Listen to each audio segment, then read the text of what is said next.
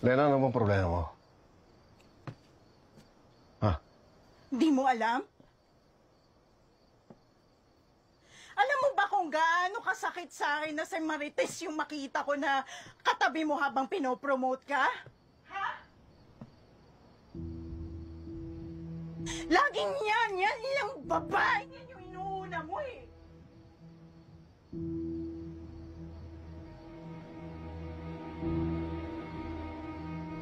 Asawa ko si Marites. Eh paano naman ako? Paano kami ng anak mo?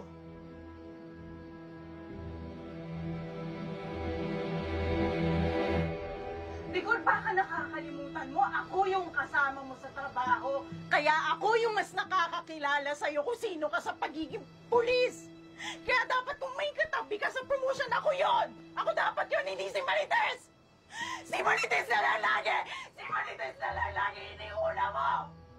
Siya na lang lagi pinipili mo! Nakakagago ka na eh! Hindi kita asawa, Lena!